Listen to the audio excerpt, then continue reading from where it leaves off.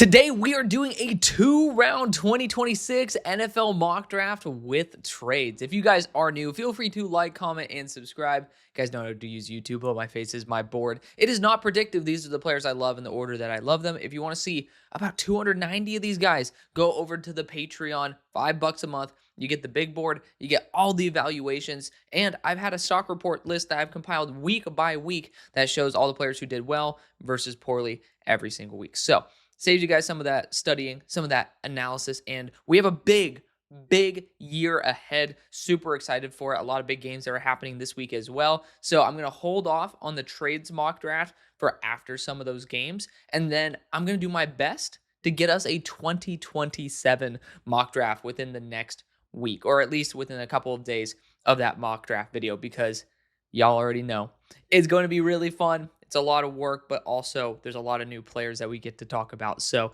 it is always exciting to be able to give you guys that content. Let's get into this. Number one, overall, this does not have trades. And with the Giants sitting at number 2, let's just talk about it when it gets there. That's the only spot because of the likelihood of a possible trade up that I would even consider it. But it's starting to feel with the way the board is shifting that we're getting to the territory where it's like not 100% certainty.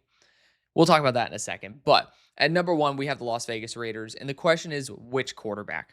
Like, that's just the ultimate question. Is it going to be Dante Moore or Fernando Mendoza? We're going to see this week, right? Dante Moore, I believe, goes up against Texas Tech's defense. That's huge. We're going to see him versus elite pass rush and a really high quality second level as well. It's not only Jacob Rodriguez. They have another kid there who did a phenomenal job just a couple weeks ago. So we're talking about maybe in the secondary realm a little bit weaker than what Fernando is going to be playing against, but Dante Moore is going to be facing high-tier linebacker play and high-tier defensive line play in a way that, on average, Oregon has not necessarily faced in the consistency realm, right? Like, we look through the games, JMU no, Washington no, even though Washington has some guys, but not the same level. Same thing with the USC Trojans. Like, we really start seeing a little bit of competition here versus Iowa, and even then, not necessarily a ton. The last time he really faced high-tier competition in those levels was his worst game of the year. So it's going to be a really indicative game for Dante Moore as to whether he's going to become the number 1 pick or Fernando Mendoza takes over. What I love is that Ty Simpson also is playing in a head-to-head versus Fernando Mendoza. So if Ty Simpson ends up absolutely lighting it up, guys, I do want to emphasize there was like 3/4 of the season, damn near, that everyone was like, Ty Simpson's the clear QB1. Like, professionals were saying he was the clear QB1. And he's had some struggles, respectively, but bounce back versus Oklahoma. I graded his game versus Georgia. I think that, first off, PFF grades are never the end-all, be-all. But when you do have a 10% drop rate, and I think his wide receivers have been really letting him down, the numbers are skewed a little bit too much. Regardless, I do think Fernando Mendoza will probably pull out the W. He is somebody who has a really good character, somebody that you can build an organization around, and he has a lot of very positive traits. So, to me, he's my QB2. I do have Dante Moore ahead of him by 0.75 points. I'll just say Ty Simpson is someone who I have as a little bit more of a draft darling based on the current perception. At number 2 for the New York Giants. It's a really weird spot, like a very weird spot. The question is, who's worth it, right? And again, we're doing no trades because I'm thinking, based on how the draft order has shifted up, and it's shifted up tremendously, which is great for us, right? That's why we can do mock draft content. There's just not a team that's going to be like pedal to the metal. We need to push as hard as we can to get up to this point. And I think that's fine. That fucks up the New York Giants big time, because I can promise you, if they lost that game and they were sitting at number 1, I'd be doing everything I can to trade up with 2 ones with the Jets and just call it a day. And then the Giants now have pick number 3 plus an extra first to be able to play with. That makes it a lot easier because there's not really a player that's worth number 2. Caleb Downs, I love him to death. I think positional value-wise, I still would be happy taking him in the top 5. That's my opinion of him. But Trevor Sikkema ended up having a good clip when he was doing a show for PFF. And he was talking about, like, look at Kyle Hamilton, look at Derwin James. Like, these safeties do fall. Like, the NFL does not value safety. They should, because those pieces are part of a very vaunted secondary. Like they are some of the most impactful pieces of their respective secondaries. But reality is reality. We're not just doing what we'd want to do. So I don't think Caleb Downs is a realistic option. You go to Arvell Reese. And the only way I think this is possible is, first off, if there's a clear path for Arvell to be an edge. Linebacker at 2 doesn't make any sense. It doesn't. We look at history, we look at all the trends. There's just nothing that says linebacker is going to be perceived as a number 2 overall pick, similarly to safety. So then we jump down and it's like, well, if you're going to go edge, there's going to have to be some big movement, like really big. And I would love Jeff Hafley to be the coordinator or the head coach for the New York Giants. And then you can end up using Arvell Reese, kind of like an Edgerrin Cooper. That's my dream. And honestly, Arvell could have an interesting comp in that realm, but that's a topic for another day. I just don't think Arvell or Caleb are going to be very reliable options in terms of realism here. Now, the only player or only position that I think that lines up with the Giants that has the value of this pick is the wide receiver core. It sucks because I try to trade down and do everything I can. But Jordan Tyson, to me, has the talent level to justify this pick. I've taken Carnell Tate above him, but I would say I almost believe more. There's a certain weird point where it's like, for Carnell, injury concerns not as high. Still had some injury concern this year, but we're talking about, Jordan Tyson missing time every single year. But we're getting to the point where you really need to hit on this pick. I don't know if Carnell has the same ceiling that Jordan Tyson does on an every down basis, because Jordan Tyson's going to attack every level of the field, but he is a true X receiver that is going to be dominant in terms of the finer details. Carnell has been doing an amazing job getting to that point, but Carnell has other features to his game that make him an attractive prospect that makes it very debatable. Now, I'm going to go Jordan Tyson here. I'm going to say the medicals check out. He's had a lot of injuries, but none of them are connected. And this is very wishful thinking, but I do have Jordan Tyson, my number 3 player on my board. I love him to death, and I'm no doctor. I don't understand whether this is a legitimate thing to worry about or is it just a streak of bad luck. I'm still going to rock Jordan Tyson here. Again, there's no trades in this. Otherwise, we'd be discussing trying to do minor trade downs and stuff. But if you're going to be taking a wide receiver at 2, you don't go for the double. You go for the goddamn home run. You're blessed at this point. So just go after what feels right. And I know MetLife Turf, God bless. Actually, no, God curse that damn field. But if you're going to go for it, go for it. I think if you can mitigate your risk and you're like sitting here at pick 5, then say, we got extra draft capital, let's do the safer option. I'm swinging for the fences, and I'm praying Jordan Tyson's health is able to work, or able to stick around at least. Like, knock on wood that it's just a string of bad luck. Number 3, New York Jets. We're running this to the podium. Dante Moore, quarterback out of Oregon. He is my QB1. I mean, he is just, again, outside of the fact that he's played pretty easy defenses respectively to what he's about to face. He's done a phenomenal job, and he's also had a beaten up receiving core. Even players who we thought were going to be absolute superstars like Kenyon Sadiq, they've had some drop issues. So there's certainly some aspects to the offense that hasn't elevated in the way that we were hoping to over the year. But Dante Moore has been able to take it in stride, and he's gotten better as the year went on.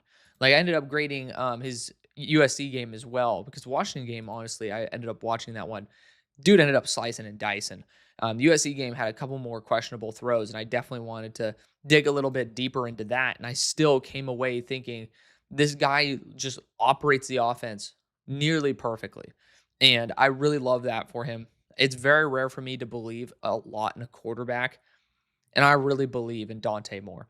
I'm hoping to God that when we see him against top-tier defensive talent, it does not end up crumbling. But based on what we've seen so far, I feel a lot more comfortable than nervous. Number 4, Tennessee Titans. Arvell Reese would make a lot of sense here as that edge linebacker hybrid. We'll see what the vision is for the future with the team right there. But, it is between Arvell and Carnell. Both are respectively amazing at their craft. Like, Arvell, first-year starter pretty much. I mean, it is kind of true. He ended up taking pretty much half of the reps that he did this year last year, and comes in and is lighting it up. He's a fantastic edge talent, and I believe in him a ton, both as a linebacker and as an edge. Like, I have him at number 6 overall on my board. I think that he can work both positions extraordinarily well. The question is, what are we focusing on at 36? I think we're focusing on a corner at 36. And the question we need to ask ourselves is, are we going to invest in Cam Ward or the team more? Because this is very indicative of what, the strategy is down the board. Like, linebacker is a deep position. Edge rusher is a deep position. Wide receiver is a pretty deep position, but the role that we're trying to fill here is a wide receiver 1. Someone to be a true long-term, high-volume X receiver. That is what Carnell Tate is. When we look at Arvell, we're looking for an edge 1 or a linebacker 1. And that's very hard to fill outside of round 1, but I feel like it's a lot easier to do, especially with the talent in this class, to at least fill the role than it is to continue trying to piecemeal a true high volume, high importance position. We're going to go Carnell Tate, wide receiver out of The Ohio State University.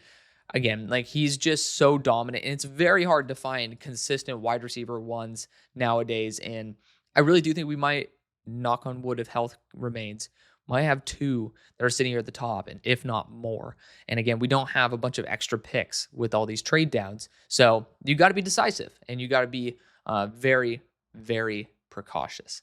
Number 5, Arizona Cardinals. This is a very tough pick, like a significantly tougher pick than what people think. Arvell is a tweener who can end up providing both linebacker as well as edge rushing talent. I think this team could use both. Again, unless you're going to be using Arvell as a full-time edge, you are going to find it very hard to convince me that the NFL, not what I think should happen, but what we think will happen, the NFL, I don't know if they're going to lock in on this. What I do think, like, an instant fix to this team is either quarterback or tackle. And I want to go Ty Simpson. I can't do it right now. I think there's been enough of a shock to where we've seen with that Georgia game, especially. I know a lot of people didn't like the OU game. Like, there has been enough pause from people who were heavily riding Ty Simpson to where I don't think that the current mindset is anywhere close to pick number 5. So I can't do that. I can't give you guys, like, you guys selected this video. I can't just, like, put that on y'all right now. But I do think with a good game this week versus Indiana and a possible win, especially with a win, but if it's a close game and he's making really good throws, there's a chance he's worth it. Look how ass this quarterback class is. It's those 3 and a significant drop-off. Some people think it's a drop-off and then a big drop-off. But regardless, we all know that there's a bigger drop-off. But I will say, Spencer Fano still is a very solid tackle. We have to see the measurables. CC Mauinoa, he's also somebody who's, like, at least worth considering, but I would prefer to go after someone who I have a little bit more faith in the ceiling as a tackle, more than somebody who I really love the floor as a guard with the upside of a tackle. So we're going to be going Spencer Fano there at number 5. I do not think he's a tried and true, like, blue chip A+ player. Like, for me, positional value pushed him into the blue chip territory at number 10, but he is still a starting quality guard/tackle regardless. And I think that's a really good spot to at least build some foundation there for the Cardinals and, try to be able to make it work in other realms. Like, this sounds stupid as hell, especially based on how he's playing right now. But, I mean, Geno Smith is a crazy bullshit curveball. If you can get him on the roster for like $2 to $5 million, test him out, Jacoby Brissett and him, tank one more year, you're not in a bad spot. Because, to be fair, we are 1 year removed from Geno actually being fucking good. Like, we do kind of forget that. Like, Las Vegas could be something to scrap. Like, we could just be a what the hell kind of year happened, and we could end up seeing a resurgence. But regardless, I don't think any quarterback's going to do well with a garbage offensive line. And so Spencer Fano probably would be the best possible move there. And again, if somehow, some way we see Ty Simpson falling to the late first, if you can end up using your draft capital to move up, not in this mock draft, but in like a trades mock draft, move up and select him there, then you have that 5th-year contract extension, probably for the price of a third, maybe 2 third-round picks. And then it's a late first. So it's something that you can kind of like play with a little bit easier than a top 5 selection. Number 6, Cleveland Browns. this is also an uncomfortable spot because I'm so comfortable going after the wide receivers. Like, I'm like, I got him there. And the offensive linemen are not worth it at this point. Like, Spencer Fano would be someone I could take a little bit of a curveball on. Now, the question is, how do we approach this for Cleveland? And I'm just going to be honest, I have no fucking clue. But we're going to talk this out regardless. I don't think quarterback's on the mind. Y'all beat my Steelers. And I do have Shedeur Sanders, my QB2, going out into that last class. I didn't like his personality at all, but the talent was second best. So I'm glad that at least he's not ass on the field. Guard is way too high at number 6. We're not seeing a true superstar guard to where we're like talking about a Hall of Fame. Like, if you think Maui Noah could be a Hall of Fame guard, maybe it's worth it. But I don't think that's the case. Ruben Bain could be an intriguing one, but I also know that you guys have a good enough amount of talent. I believe Alex Wright also just signed an extension. Please correct me if I'm wrong. But it's almost to the point where I'm just thinking about going best player available, which would be kind of like Peter Woods or Caleb Downs. And it's tough enough to talk about Caleb Downs like here at number 6. So there is those issues, but there are those issues, but I am thinking about him still at number 7. Like, I'm going to continue thinking about Caleb Downs this whole time. And to be fair, I mean, there's no wide receiver I would take at this spot. It's a bad spot. I'd trade down if you can. Again, the whole entire point of this series and this type of episode is to feel what it would be like if we're stuck and we have to make a decision. Honestly, Schwartz getting Arvell Reese and Carson Schwezinger would be fucking nuts. I don't think I can pull that trigger, but I do think we're just going to go best player available. We're going to go Caleb Downs. We're going to use him as a super flexible piece and just use him as a commander of the defense. I'm going to just say it. Screw it. Number 1 player on my board. We're going to go after just where the talent is. And you know what? Sometimes it comes back to bite you in the ass, but Caleb Downs has been doing it at an elite level for 3 years. I think he can continue to do that in the NFL. Number 7, Washington Commanders. I'm rocking this Arvell Reese. Surprise, surprise. For him, you can use him as a Luvu if you want to. You can use him as an edge rusher. I don't really care. We're at the point where the Commanders just need to get some sort of talent. And Ruben Bain is a little bit of a sketchy pick because of the sub 31-inch arms. Again, nobody in the world wanted to talk shit about Cassius Howell when he had sub 31-inch arms. Just going to throw that out there. But apparently somebody who's even more productive is, on the chopping block because of it.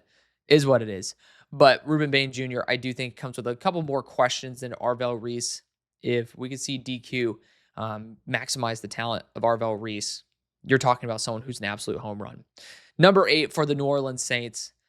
You guys are in a very unique position. Some people have mentioned Jeremiah Love, looking at a long-term option there at running back. I like the idea of Peter Woods. I know for a fact that Brandon Staley loves some versatility. Peter Woods, especially in a 3-4 system, the fact that you can use him at all the defensive interior positions and in an even front, even kick him out to edge, not a bad option. And I do have him as the number 2 player in the class. So, I really love his game, even though statistically, I mean, honestly, it's not that bad comparatively. You think about it, but, I know PFF, yeah. Let's be very clear. PFF is a guide, not gospel. It's always cool to see, just a quick reference to see how they've done. But, Peter Woods also, if you look at the shift in the distribution of his reps, he was playing his native position a bit more, but at the same time, it's a little bit less variability, obviously less mismatches on certain tackles and stuff when you're talking about over or outside the tackle. You're going to see a little bit of a difference in production and difference in grading, but he still ended up having a great pass rush win percentage and run stop rate for those respective positions. I think he's almost a home run pick at this point, but I do think that we need to look at some other spots. Now, I've seen someone like CeCe Maui Noah putting him to guard. It depends on how you view him. I don't believe in CeCe as that talented of a guard. I have him at number 17 on my board. I'm not desperate to run that to the podium. Ruben Bain could be kind of like very similar to what I'm talking about with Peter Woods, the flexibility and an even front to kick out to edge, and then an odd front to be on the defensive interior. I think Peter Woods is going to have a little bit more attractiveness. People who want to talk about Keldrick Falk just doesn't make sense with the system they run. You'd have to still kick him inside, which at that point, I just go Ruben Bain, who I think is just better. Wide receiver, I don't think the talent is there. Offensive lineman, again, we've talked about that already. So we're just at the point where you just got to go best player available. And for me, usually that's Caleb Downs, and Arvell Reese was like right there for the picking. But I like the fact that this draft order makes us have to choose stuff that we haven't done before. I'm just going to go best player available. We get interior consistency with Peter Woods, both in the run game because he's absurdly strong, but also as a pass rusher, and the flexibility of him and even in odd packages to move pretty much anywhere on the defensive line is going to be a huge plus. So really big fan of Peter Woods. Number 9, Kansas City Chiefs. Weird to see them here, but it happened. The question is, do we go Jeremiah Love or do you go Keldrick Falk? When you're sitting at 41, you have to start thinking about the options at 41. And I'm just going to be real. Mateo Uyunglele is probably going to be there. Denai Dennis Sutton is probably going to be there. Akeem Mesidor is definitely going to be there. You want to talk about third round, and I love Malachi. He's a top 10 player on my board. We've been able to text. Shout out to Malachi. Love him to death. He's probably going to be a third round pick. Maybe more. Like, we'll see. He needs to have, if he has a baller shrine, then we can start talking about him a little bit higher. But there are a lot of players that I could project being really high tier in terms of the way Spags would view them. Ruben Bain will not have the arm length that I think would be attractive, and some teams apparently don't have a first round grade on him. So what I'm looking at is Jeremiah Love here, and I think I'm going to settle on it. And it is tough, but the biggest thing is how ass this running back class is. And yes, you never reach because the class is bad, right? Like, you never sacrifice value for need. But Jeremiah Love is viewed by some people as the best player in the class. It is not absurd to say at number 9, he's worth considering. And then you add on the fact that running back is a position this team really should be investing in, with their quarterback coming off a torn ACL, their wide receiver core not necessarily overly consistent, losing their superstar tight end. Maybe he's not superstar anymore, but key piece of the offense. You're going to end up needing a new focal point that's away from Patrick Mahomes. And Jeremiah Love's going to be that. I don't know how many other players will be like that in this class. I'd prefer to take Love at 9 and then whatever edge rusher I mentioned at 41 than to go after Jadarian Price at number 41 and end up going after Keldrick Falk at number 9.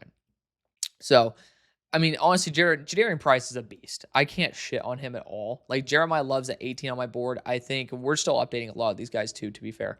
But Jadarian's in the top 50 for me. It's not that crazy of a difference, but there are a lot of really good edge rushers in this class. We are blessed with a lot of talent that has enough size to fit Spag's system. I just don't think that we need to push it the way that, there is a massive talent drop after Jeremiah Love. And you could also talk about Jadarian Price, respectively. Number 10, Cincinnati Bengals. I do want to go Keldrick Falk here. Here's my only concern. And I'll still end up going Keldrick Falk because, again, people just don't believe in Ruben Bain. But Ruben Bain doesn't fit what the organization usually looks for in terms of arm length, athleticism. Like, there are some issues there. So I don't think Ruben Bain fits the Bengals profile. David Bailey, neither that either. But if you're going to lose Trey Hendrickson, there's going to need to be a floor reset. You have a lot of ceiling players. Miles Murphy, a lot of talent, hasn't reached his ceiling. Shamar Stewart, the definition of that. Keldrick Falk will reestablish the floor. And sometimes it's really boring to go for the floor rather than the ceiling, but it does end up yielding a better team overall. Because then you don't randomly get your ass kicked by a team that ends up schooling your ceiling edges that just don't have the floor. You at least have something in terms of consistency, and that does matter. And there's still a ceiling to Keldrick Falk. He is a very solid edge rusher, but this is going to be more of a floor move than a ceiling move. And again, that's not always a bad thing. We're going to go Keldrick Falk there at number 10. He does lack the athletic profile, in my opinion, that you're going to be looking for. And again, the pass rush profile is not really there. But you do have other talents on your team that should be taking steps forward in that area. And there's just a massive vacancy in terms of the floor at the edge position. And Keldrick Falk could fill that. Number 11, Miami Dolphins. Ruben Bain Jr. might be the pick here. I mean, honestly, we could talk about Ty Simpson as well. The quarterback position definitely in flux. Ty Simpson, this is the range where I can start talking about it because I know the Rams also, if we see, Matt Stafford, he's already having his respective struggles, throwing a couple interceptions here, a couple interceptions there. Like, we're seeing the inconsistency pop up. Maybe he just says, like, calling it a career. And then Ty Simpson's 100% going at pick 12. And I know people get their feathers ruffled. They don't like it. It just shows they don't watch the game, if I'm being completely honest. But, again, when you have a 10% drop rate, it is very hard to be efficient. It is very hard to do, like, a lot of things well when literally what? 10% of the time, one of every 10 throws, the guy's dropping it. That means you're hitting them in the hands and they're dropping it. So it's just very hard. And again, just a completion percentage, 75%. I like that. It's a good number to have. And, he still operates the offense extremely well, very smart. We'll see if he ends up going back to school. I think with the fact that, you guys are actually surprisingly getting some wins and stuff. It is worth considering. I'm not going to pull the trigger because I do think, again, I want to wait for that championship game, or that playoff game, excuse me. I'm going to go Ruben Bain here. You lost Jalen Phillips. Ruben Bain is an extremely talented player. It's just kind of hard to say we don't believe in you, Ruben Bain. Like, you've seen it in person. Your scouts are at probably every single game because it's right down the road. This is just someone who's been a consistent wrecking ball. High floor player. Fuck the arm length. Like, at the end of the day, can you play? Right? And people, I think, overvalue arm length to a certain point. If you have issues that will probably translate to the NFL, that won't get better or will get significantly worse because of your arm length, I think that's where we talk about it. But not here. Not when you end up having so much production versus tackles with 35-inch arms. Not a problem. And he's been going up against CeCe Maui-Noah the whole time. Like, he's going up against top-tier players. Markel Bell. Randomly weird that one of the top most efficient pass blockers, even though I don't think he's translating to the NFL in the way that the college numbers suggest. Do they even have him in here? Fucking PFF, man. You got to be kidding me. Do they not have Markel Bell in here? They have Skylar Bell and Chris Bell. But, yeah, they don't have Markel Bell. I don't know why I'm surprised. But Markel Bell, 36-plus inch arms. Like, he's going up against that every single day. And it shows. He does not get fazed by arm length. And it's never been a huge concern of mine. I just have realized it. You can see it with your eyeballs, and it's true. But Ruben Bain, sometimes the actual production matters too. Number 12 for the Los Angeles Rams, 12 and 24 and 56 respectively. We got to start thinking what we're going to do at 24. I know corner is a big position I love to target for the Rams. For me, I feel very happy with that being a corner unless I want to take one here. Again, at 24, I think the talent's going to be pretty damn good. So I'm going to go for a curveball pick. I'm going to go wide receiver. I think that you need someone who could beat man a little bit more consistently and not throwing shade at Puka at all. Because I think Puka's a super stud. I still remember that. I saw him go to the Senior Bowl for one day. Not with my own eyes. I was not cool back then and could go to the Senior Bowl. But, I just remember seeing the reps and I was like, holy shit. Like, who is this guy? And then he ends up leaving. Like, this is crazy. And then he goes in day 3 and it's like, oh, well, all right. And then he ends up being the player that we know today. I'm looking at Makai Lemon. So I want someone who can end up absolutely destroying versus man coverage. And this guy is in the top percentile, generates separation like a motherfucker. He's 5'11", 195. So really solid build. Not an elite build, but a solid build. Denzel Boston, I'd consider it as well because I think he's a stud. But I do think Makai Lemon, the Rams have been, again, right there. Your scouts are watching every single game of him in person. Like, it just makes a lot of sense. A lot of comfortability. Guys right down the street. It just makes a lot of sense for a team that wants to continue competing. And again, I'm not ready to push Ty Simpson up into this realm based on the current perception. Number 13, Tampa Bay Buccaneers. I think we got to go Sonny Styles. It is a pretty clear top 2. I would say I am comfortable with the options at linebacker at 45. I'm also comfortable with the edge rushers at 45. David Bailey would be a fun option here if the off-the-field stuff checks out.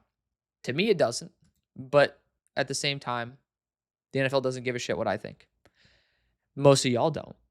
I just present you with what I found and, why I think a certain thing. This is supposed to be a fun project, right? So I do think that we need to start looking at Sonny Styles here because a lot of people are going to love him. It is not a super strong class except for in certain positions. There are a lot of weaknesses in this class.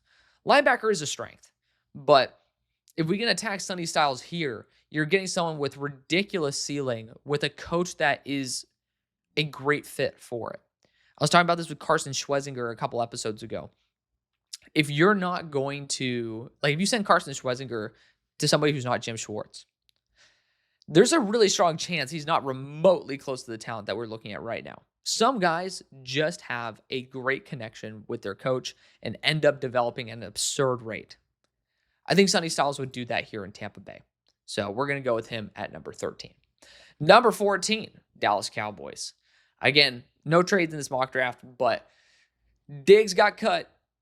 You know, I am a little bit confused in terms, I know there's some friction there, but like just straight up cutting is intriguing. I know there's some disgruntlement, but also I do wish guys had a little more humility and were willing to move to safety when they start having some struggles out corner.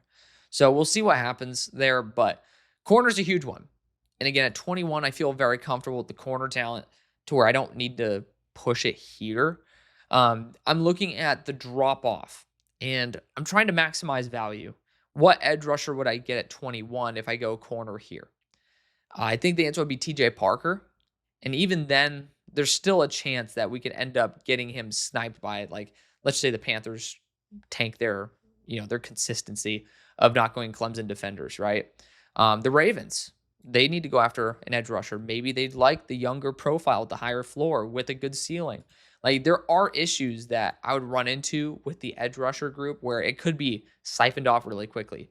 Cornerback wise, technically the Panthers could go after the Steelers, but we're looking at very few teams. Well, to be fair, we could be looking at a couple of the corners being gone.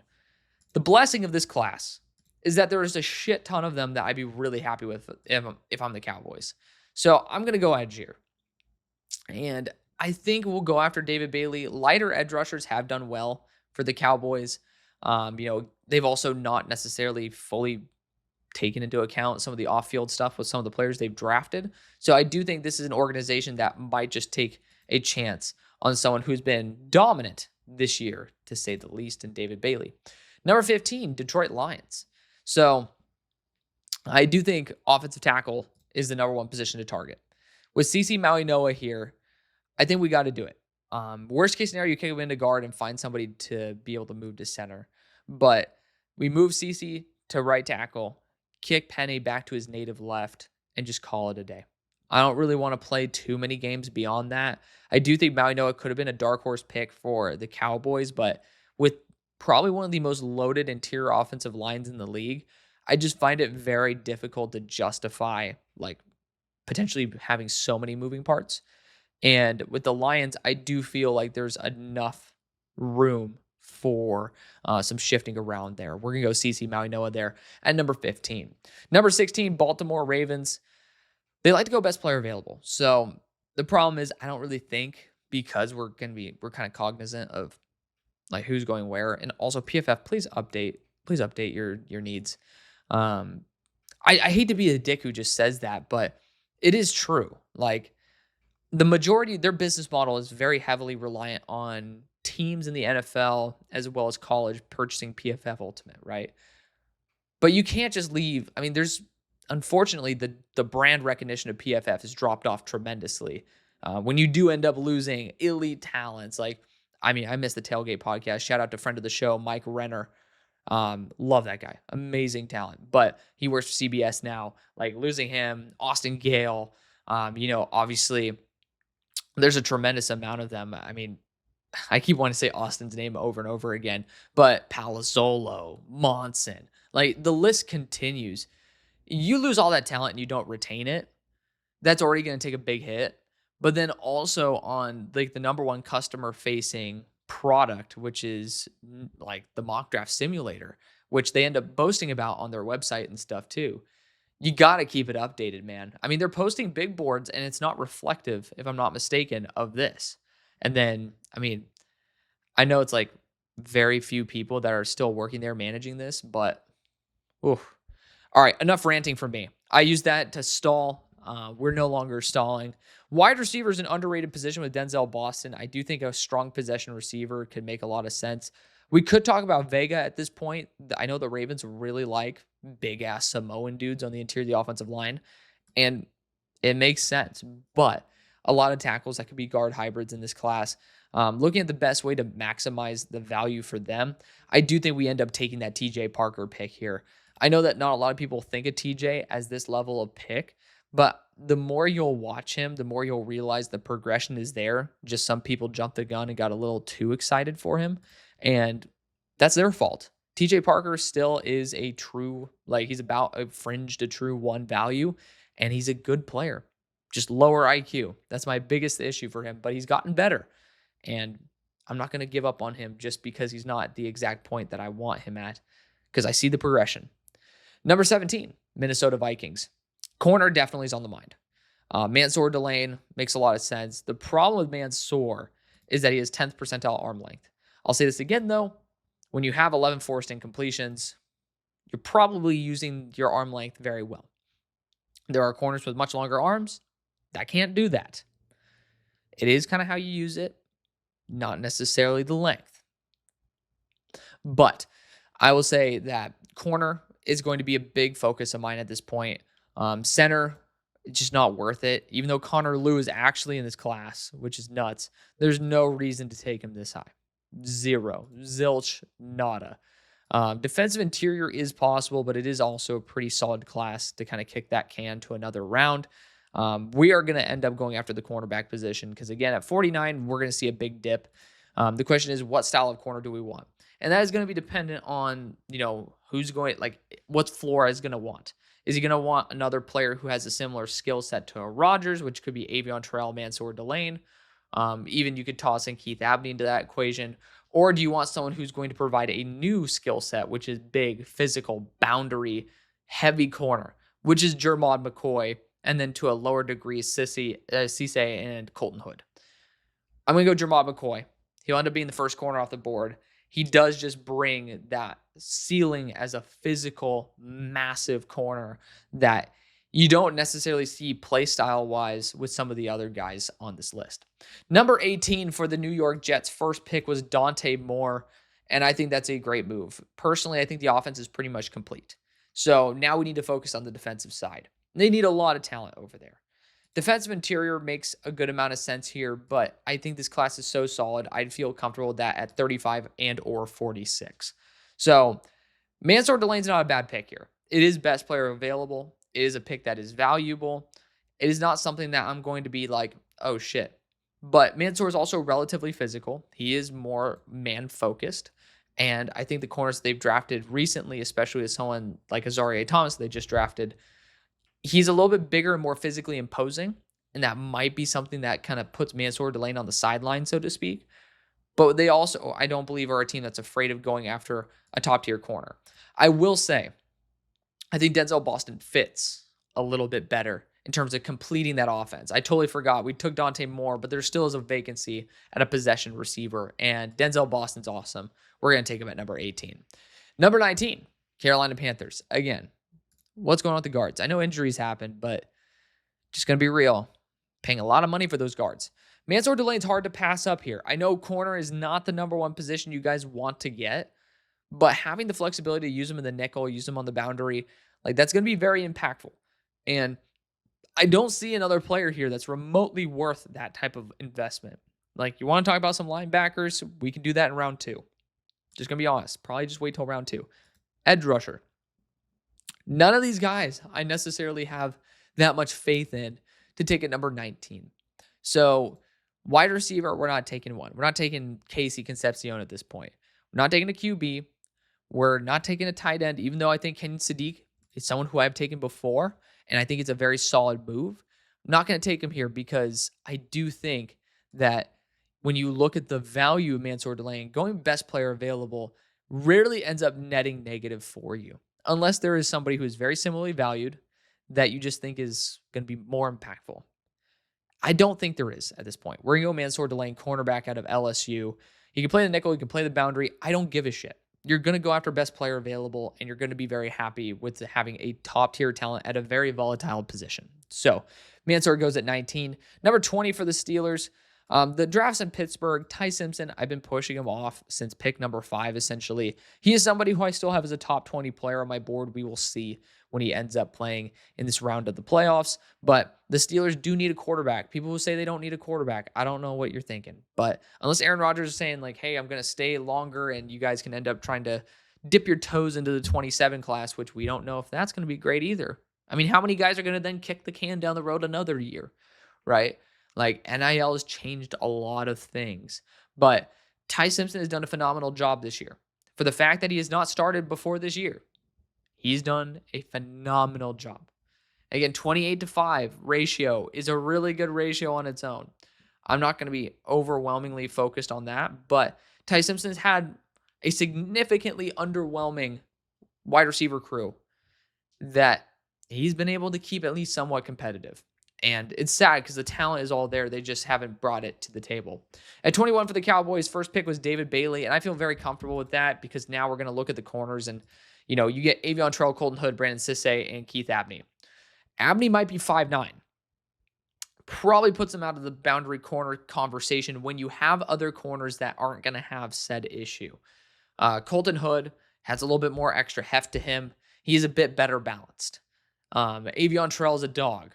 I really like Avion Trell. I could see him working as a Cowboy.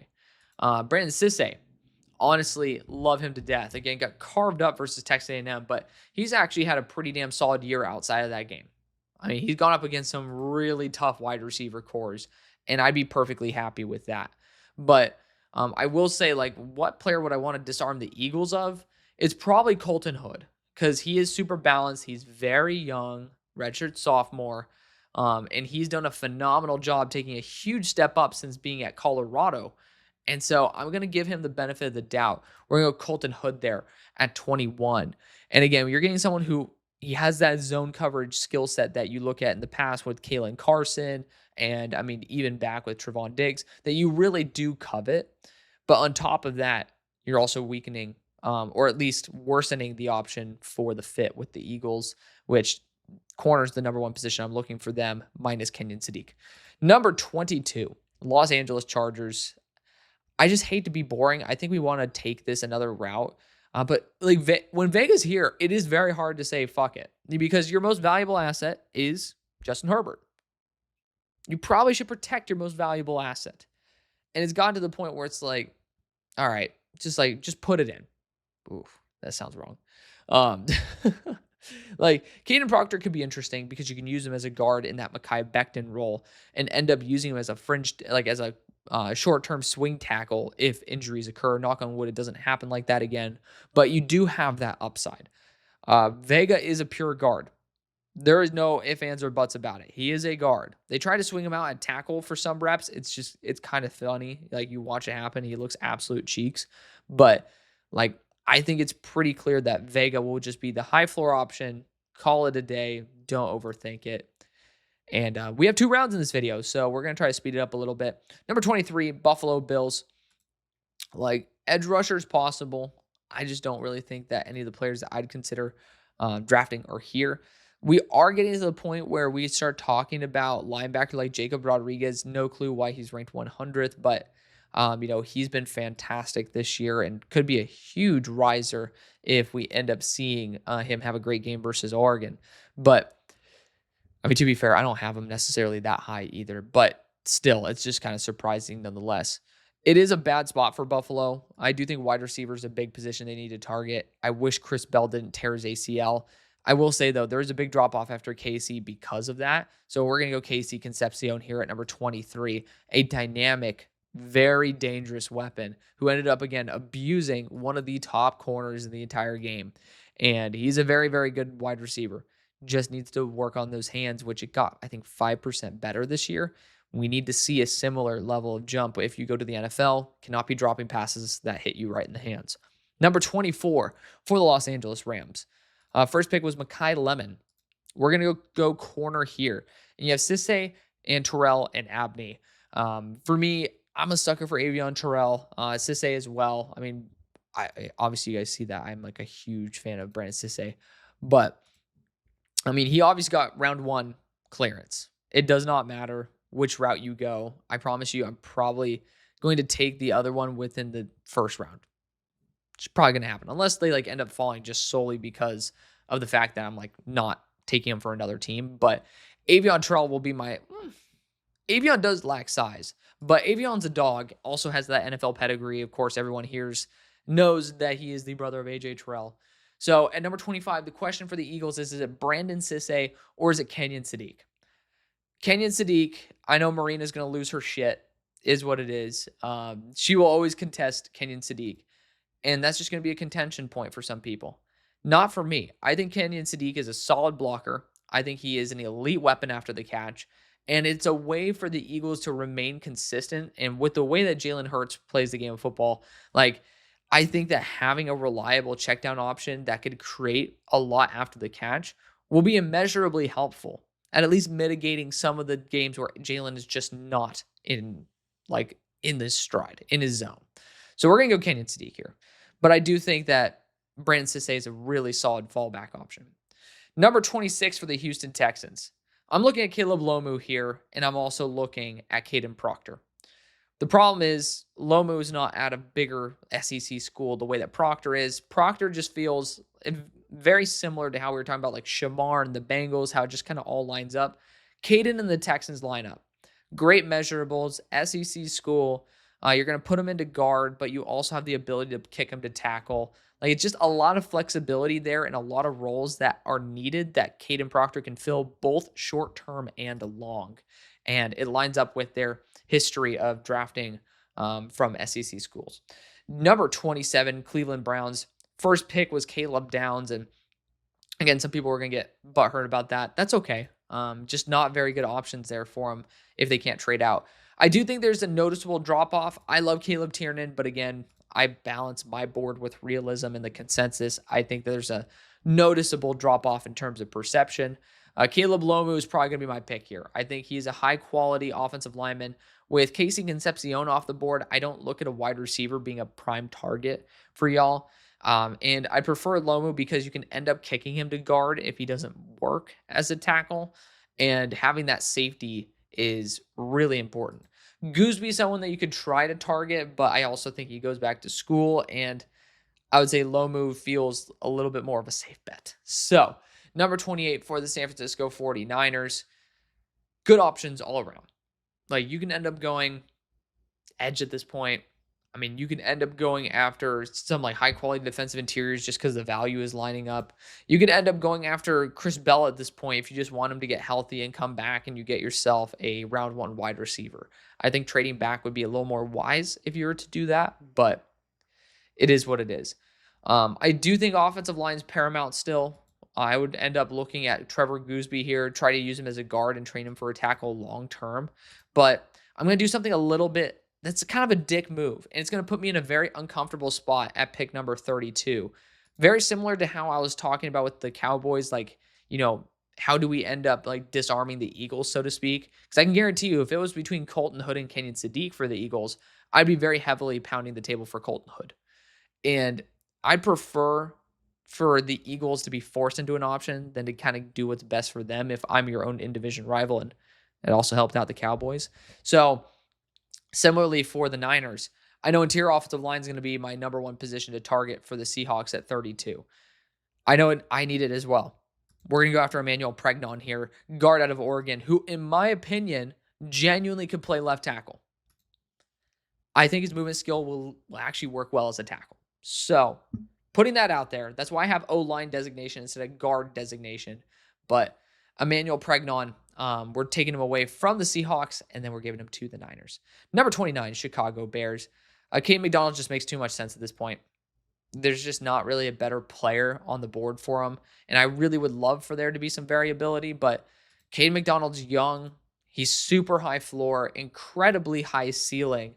And in his first year starting, dominated, where a multi-year starter in Tyleik Williams ended up dominating the year before, but even at almost arguably a bigger level. And so Cade McDonald ends up going and helping out the Bears build their consistency on defense. Number 30, New England Patriots.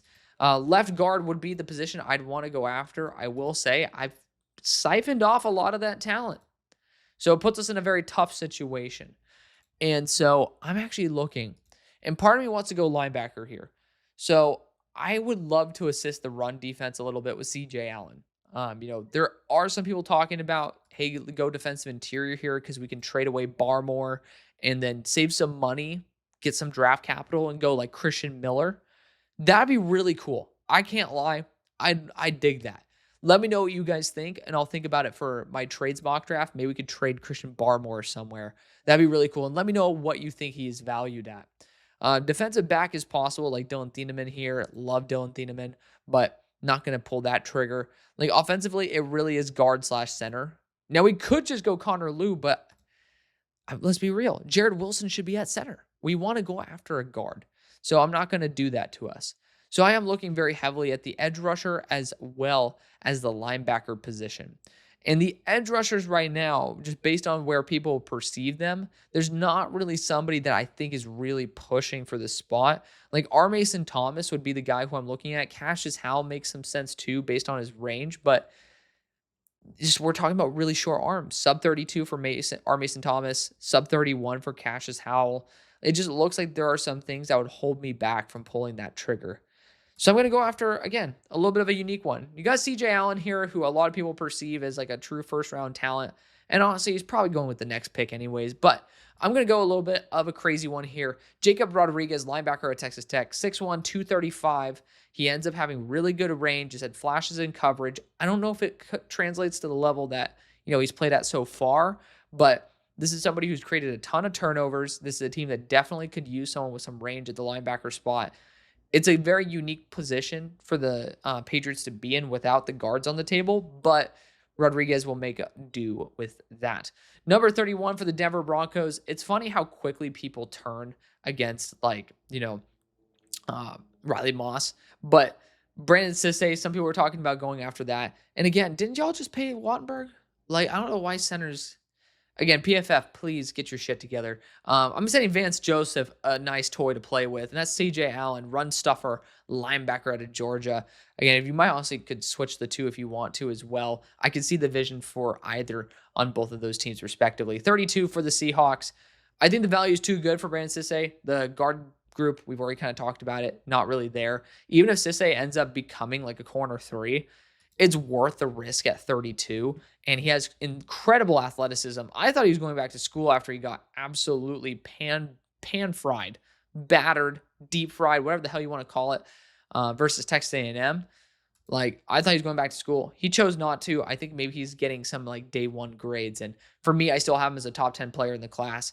He has elite twitch. I think he's a suction cup in coverage, and again, there's he definitely has now that realization game versus A&M. So, we can end up seeing where you can end up improving him as well. 33 for the Las Vegas Raiders. First pick was Fernando Mendoza. Feels good. Feels really good. I'd want to go tackle right now. I don't think that's the case. Again, I don't understand why wide receiver is a big need because you have guys who should be developing and taking a step forward. I'd be looking at best player available. That's going to be Christian Miller. That's going to be Dylan Thieneman. I'm looking at players who can end up making an impact. And edge as well. I mean, edge is not out of the realm of possibility here, but again, it's just a weird, awkward point that I don't really feel these guys have earned that right to be, when you have all these other positions to target, the guy to go after. I'm going to go after the best generation of pass rush, and to me, that's Christian Miller. He's been dominant every single year he's played. I think the consistency needs to be a little bit more up there, but when he hits, it's an absolute home run. So that's somebody that you definitely want on your roster as you're building a foundation. So we're going to go Christian Miller there out of Georgia. At 34 for the New York Giants, again, another team I would love to have gone after offensive tackle. Their first pick, Jordan Tyson. If you want to understand why, please go and check that portion of the video out.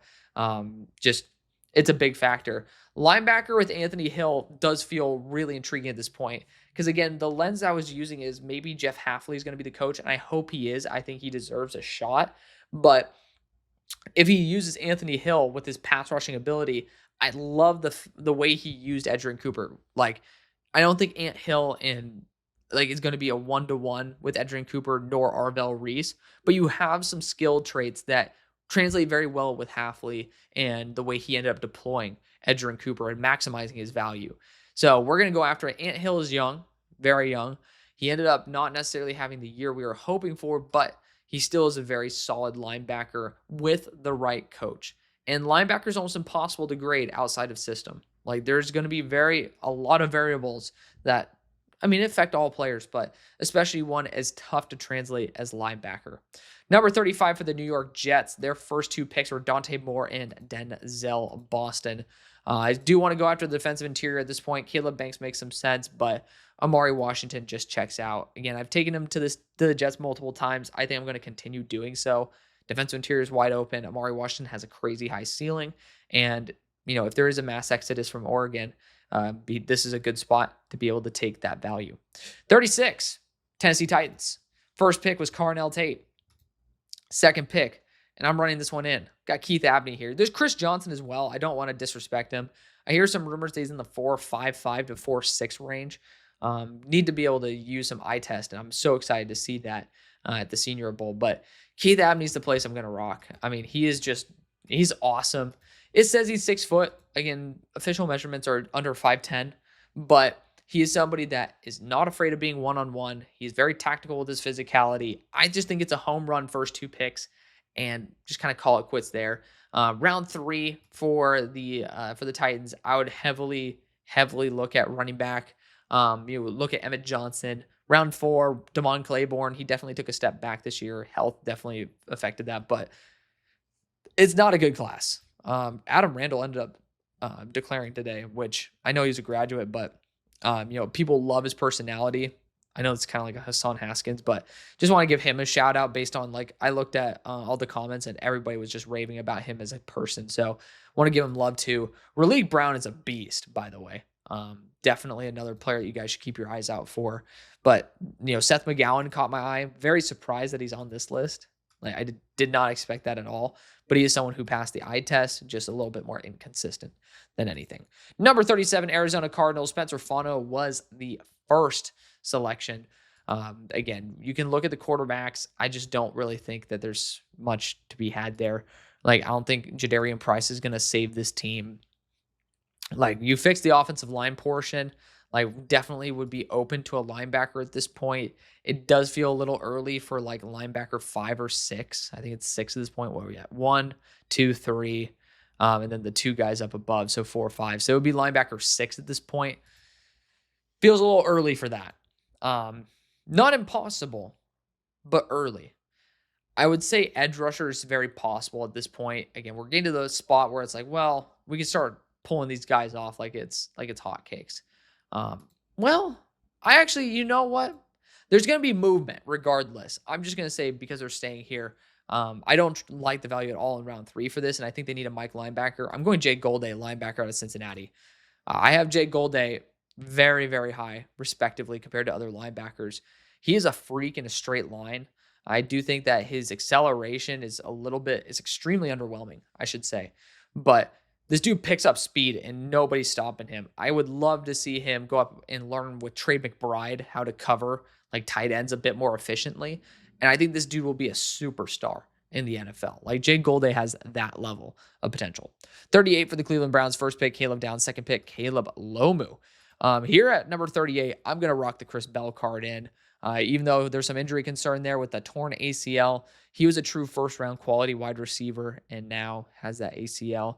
And this is pick number 3, so it makes a lot of sense for him. 39, Houston Texans first pick, Caden Proctor. This one I'm running up to the podium as well. Jadarian Price makes a lot of sense here. Well, let me try to big brain this. When's our next pick with him? Ooh, 58. I was going to try to big brain it. To me, it's very clearly between 2 players. It's Jadarian Price and Connor Liu. Connor Liu officially declared, which is nuts to me, is what it is.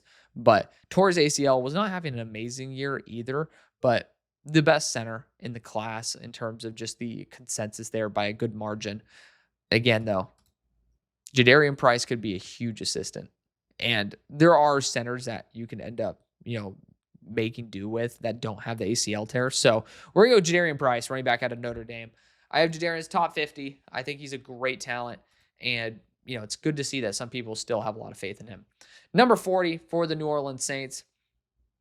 First pick was Peter Woods. I just went best player available at that point. Wide receiver would have been nice with Chris Bell just to say, hey, we're going to invest in you a little bit more.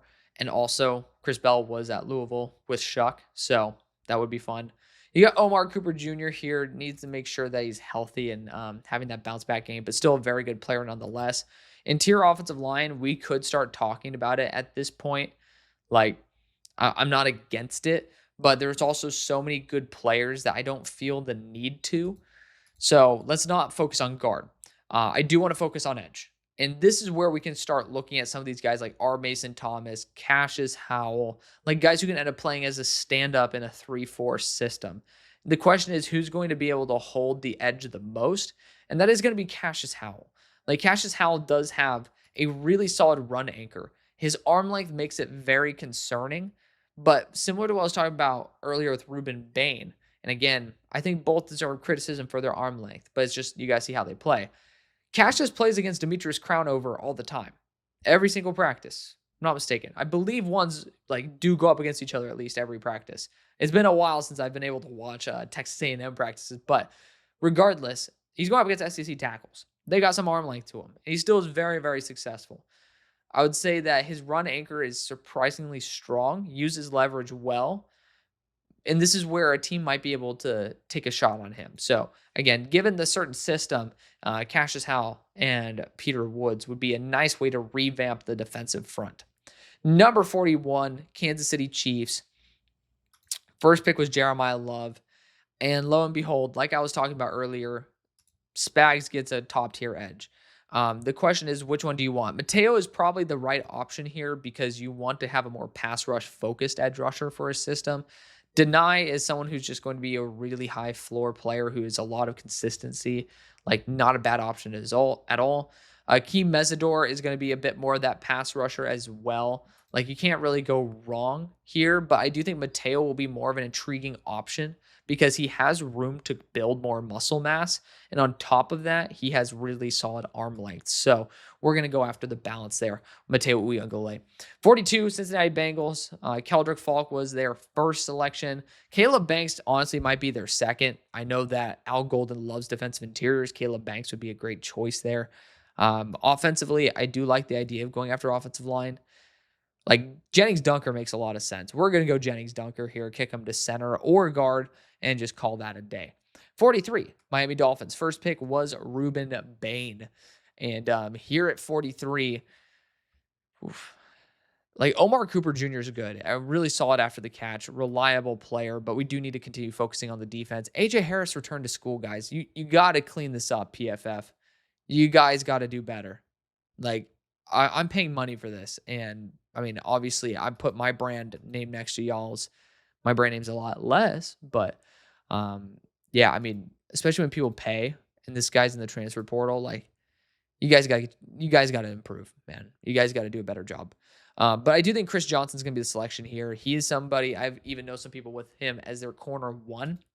I'm not going to go that far, but I do really love what he's shown, and I'm very excited to see if he passes the eye test in person. When I do see these players at smaller schools that don't have that same level of competition, it is very tough to say that the tape they put out is going to be overly translatable until you get to see them versus actually competitive competition. Number 44, Atlanta Falcons. This is their first pick. Wide receiver is not a bad choice at this point because I really love Omar Cooper Jr. The foundation that he could provide after the catch, and honestly, spectacular catch wise as well. Like, I really, really like that. So we're gonna go Omar Cooper Jr. here out of Indiana and just reap the rewards of a really reliable receiver there for Penix and or Kirk Cousins apparently. Number 45, Buccaneers. Sonny Styles was that first selection. Again, very excited that we did not go edge rusher there because there's still so many very good choices here. And for me, that's going to be Joshua Josephs out of Tennessee based on the role of replacing Hassan Reddick. I have some other players higher than him, but this is just, again, we're talking about fit. It fits too damn well. And you know that a player who fits and has a lot of talent is going to produce. And your goal is maximize production. So saying, hey, I'm going to get a better player, in my eyes, a better player that doesn't fit as well, might hurt their production and, in fact, not allow them to reach their ceiling. Versus someone like Joshua Joseph that has a really good ceiling, but maybe has a little bit more of a risky floor. He goes to the right situation, the right coach, the right role. Then you're seeing him reach that ceiling, and he's actually a better prospect than the one that I prefer right now. So, again, that's why fit really does matter. 46 New York Jets, Dante Moore, Denzel Boston, Amari Washington. Again, you can just go best player available and just double up defensive interior, go Caleb Banks, call it a day. But I'm not going to do that. Not going to do that. So instead, I do like going best player available. I mean, you could look at defensive interior right now again with Banks, but I'm going to go after defensive back here. Dylan Thieneman's a baller, man. Gets lost in the shuffle way too often. I think it's just Emmanuel McNeil-Warren as well. Like, you can't go wrong here.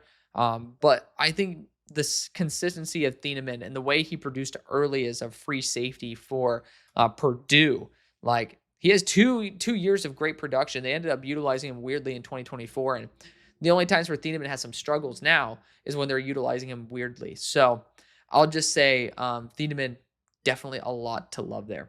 Number 47 for the Detroit Lions, CeCe Maui-Noa was their first selection to play that tackle spot, and just say, worst case scenario, kick him into guard and see if one of the other guys can play center. I think that's a fair risk to run. I'm going to look at the edge class right now. You got LT who could work well. Gabe Akers that could work well. But this is where I'm looking at Denai Dennis Sutton. And again, I want some consistency at edge at this point. So we're going to go Denai Dennis Sutton. Penn State. So again, you're talking about him being able to face the Big Ten, the climate up there. And he's been super consistent many years in a row. And round number 2, sometimes the consistent picks end up being a really, really beneficial pick down the line, even if it doesn't end up hitting the ceiling. Number 48, Baltimore Ravens. First pick was TJ Parker. Second pick here, I do like the idea of going after offensive line now. And you look at, I could have went Connor Lew, to be fully transparent right here. I just said, like, CC, if you suck, you're cooked. But I do think that's a little too risky. Too many chips in the middle. I would end up looking at Caleb Tiernan at this point, kick him into guard. Like, height's not a big issue based on the fact they've been able to move Faalele around too. I really like Tiernan. I think he's a fantastic offensive lineman. Honestly, kind of feels like a tackle version of Andrew Voorhees back in the day, who they ended up drafting in the 7th round after I think he tore his Achilles or ACL during pre-draft. So knock on wood that doesn't happen. But we're going to end up arming both the offensive and defensive lines respectively, and Tiernan does have the ability to stay at tackle in case of injury. 49, Minnesota Vikings. I did not expect this, nor did I plan it. We're going Connor Lew. Center out of Auburn. Center is going to be a vacancy due to obviously some concussion concerns leading to retirement and stuff. But Connor Lew will end up being the long-term center there. Tore his ACL. It's the reason he's here. Ended up declaring. I don't think it's the right move, but at the same time, if he ends up being a day 2 pick, that might be more worth it than going another year in college at a crumbling program in Auburn. Number 50, Indianapolis Colts. Talk about a crumbling program. I honestly might just go Caleb Banks at this point. Taking a ceiling shot is going to be probably what you need to get something right for this team. So I'm going to go Caleb Banks and just see if he can remain healthy and end up reaching the ceiling we know he should be able to. Number 51 for the Carolina Panthers. First pick was Mansour Delane, and everybody was complaining about not getting pass rush. Well, you can get it here. And if you want linebacker play, you can get it here as well. You got Deontay Lawson, who I really, really like. I very much like Deontay Lawson. We'll see what he weighs when all is said and done, but he's been consistent every single year that he's played. And I value consistency, and I know you guys do as Panthers fans. I think edge rushers, like, you're going to look at probably, trying to remember where you guys are at, probably mid-80s. Just end up drafting someone. Like, if you get a Derek Moore, Akeem Mesidor is going to be Akeem Mesidor actually fits you guys really well. But Derek Moore, Mesidor, Lawrence, like, there's a lot of very good players that will fit your system. Wesley Williams out of Duke, who's definitely not in this because PFF will never just actually have the players that are in the draft, is what it is. Again, I've debated switching to a different system, and I'm getting to the point where, the amount of times I've kind of nudged PFF online to fix it, and they just haven't. It's getting to the point where, like, I want to support this brand so much, and I just can't. But we're going to go Deontay Lawson there, linebacker out of Alabama. With a big week this week, I think he can end up vaulting himself into this range. Number 52, Pittsburgh Steelers took Ty Simpson in round 1. Wide receivers possible here. There's some good selections. I would say just kind of wait till round number 2. I would look at some defensive backs here as well. Julian Neal's a very solid one. Davison Igbinosun is someone who I love. Like, I'm a very big fan of that. I will say with Trevor Gooseby on the board, I think you should just take the shot. Like, it is somebody that we could have considered earlier, but there's a lot of development to be had, and it's a pretty low floor, or a pretty low bar, I should say, for the Steelers, for Trevor Gooseby to be successful early on. So we're going to end up taking it there. 53 for the Green Bay Packers. Their first selection was Micah Parsons, essentially. So here at number 53, we're going to go Julian Neal. Big physical boundary corner. Officially declared for the draft today, even though he already accepted a Shrine invite. But 6'2", 210. Pretty damn solid player in every aspect of the game. Solid athlete. Nothing really to complain about. That matters. 54, Chargers. Vega, guard. First round. Here in the second, I want to go after someone who could provide some beef on the interior or another interior offensive lineman if we can. Lee Hunter, I think, will be in this realm. He is 330 right now. The problem with Lee Hunter is I don't like him for being a nose plug. I'd prefer to wait on someone like Tim Keenan at that point. Darrell Jackson. Like, there's better players for the role that I'd want of the nose tackle of the Chargers.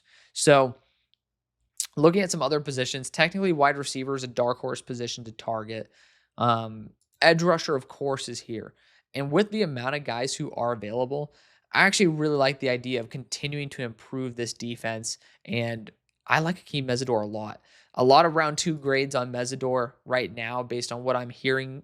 People saying there's higher grades on Akeem than, Ruben Bain, and Ruben Bain has some round 2 suggestion. So like Mesidor gets some love, and I definitely love the size profile as well of Akeem. I think he's a little bit closer to 270, but he plays with extreme athleticism. Passed the eye test. He looks really, really good. 55 for the Bills. Casey Concepcion was round 1. Akeem Mesidor would have been a perfect pick here in round number 2. Like, you guys are going to be fine. There's a lot of very good players still available. I don't think the linebacker class will yield the result that you guys are looking for.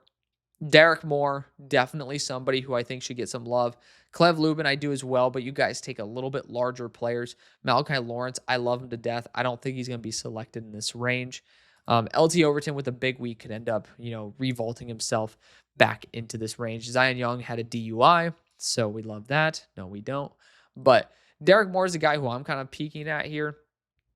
A very underrated player.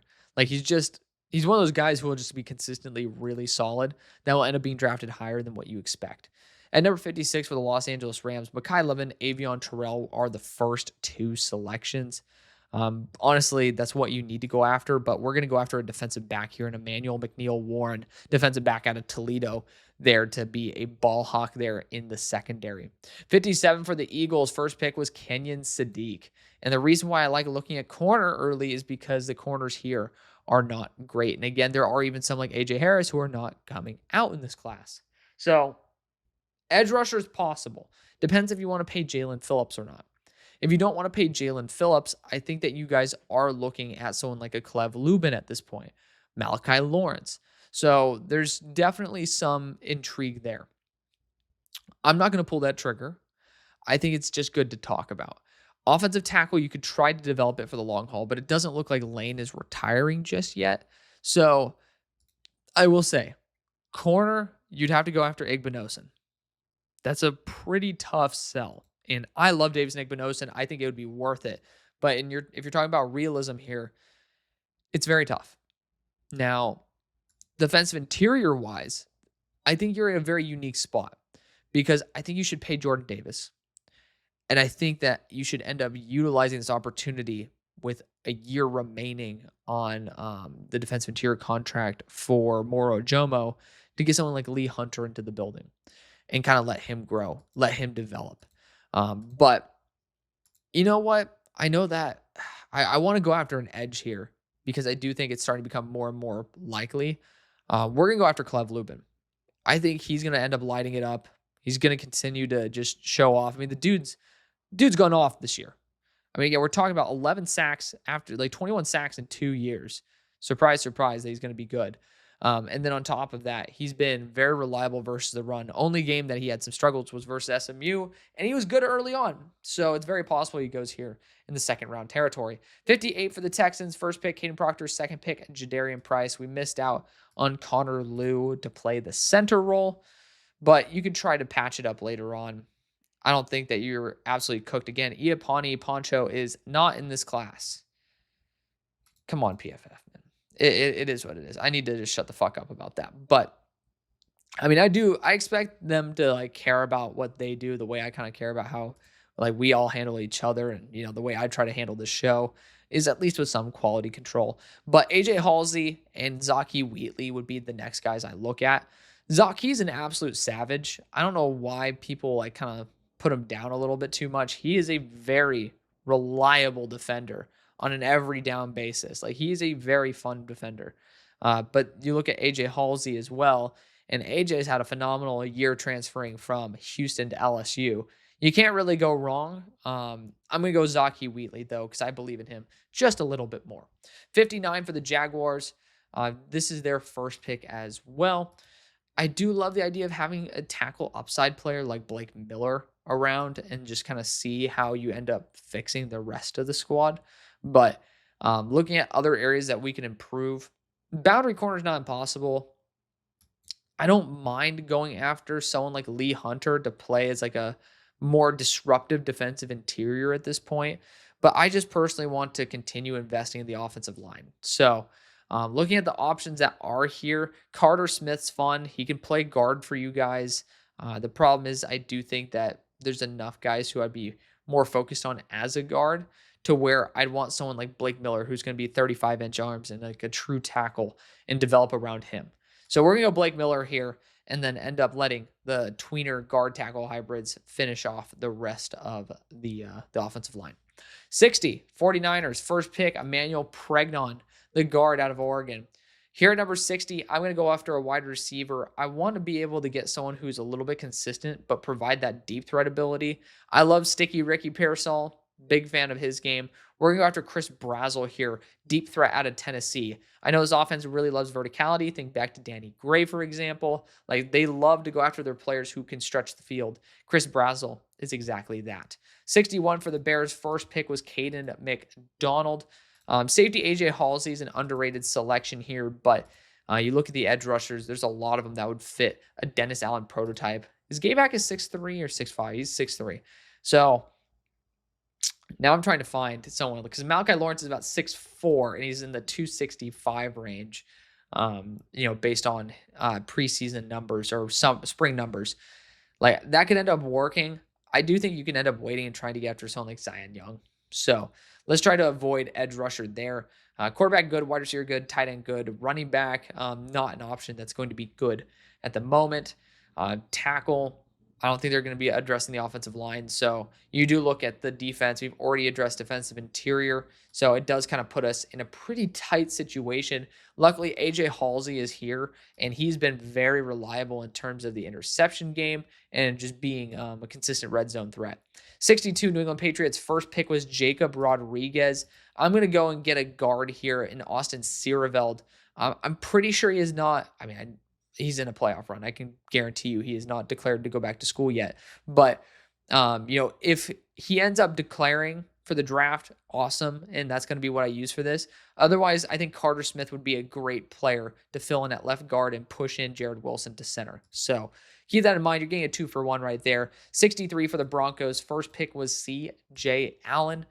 Second pick here, there's a lot of good choices, but I want to go after consistency, and that's what Jeremy Bernard brings to the table. Great after the catch, reliable player, just consistency, and that's always good to have. And at number 64, we have the Seattle Seahawks doing Brandon Cisse in round number 1.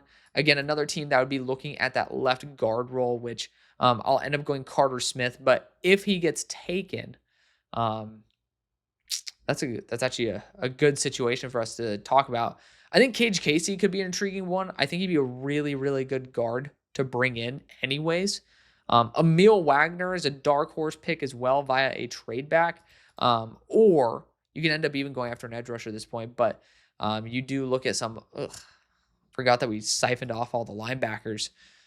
Let's see. This is actually a fun thought experiment.